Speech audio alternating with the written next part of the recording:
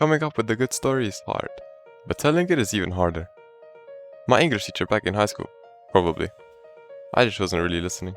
On screen, right now, I have an area of the game, and it's basically the classic grassy area in any video game. Regardless, as I was saying, telling a story effectively is rather difficult. A large reason some games fail is because their story is too confusing, or not explained properly. That's something I'm trying to avoid.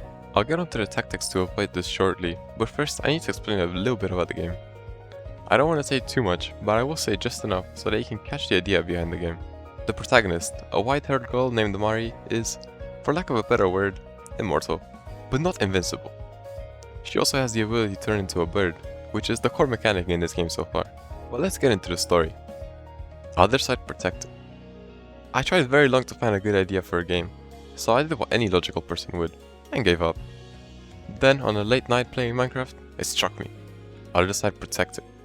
Inspired by Raine's Otherside music disc. On that note, as everyone knows, Minecraft has different dimensions that you can explore, like the Nether, the End, or everyone's fantasy, the Aether. In Minecraft, you get to explore them, but what if instead of just exploring them, you're supposed to protect them?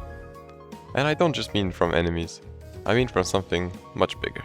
That'll be the main premise of the game, although they will not exactly be different dimensions, but something that is virtually the same to the player. Hence why in game they will be referred to as Othersides. Back in the game, the fountain in the center of this area would act as a transporter between other sides. But also for the player, this would be somewhat like the bench in Hollow Knight, where you can rest or change out equipment. I know I've barely said anything about how the game will actually progress, but I'll explain right now why I don't want to do that just yet. For that, we need to go back to storytelling tactics in games. If you've ever had trouble telling a story to someone just through words, congrats, you're part of 100% of the population. Video games are able to cheat out of that though. They don't need to use words. With a combination of visuals and sounds, so much more is possible. Look at this, not even 1 second in and you already understand the feel of the area. Words could never do that. Maybe that's why so many people hate books, myself included. I just feel like I can't connect. Let's get onto the visuals though.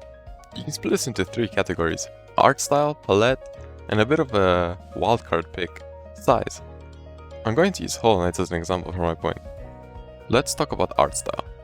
For Hollow Knight, this is hand-drawn, so it makes it feel like a true fairy tale, straight out of a book.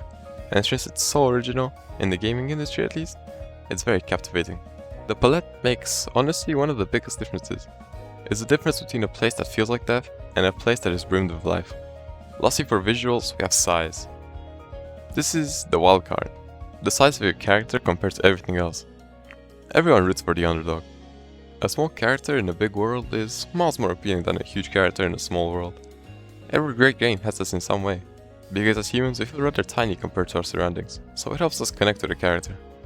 All of these combined help tell stories just that much better. But that's not it.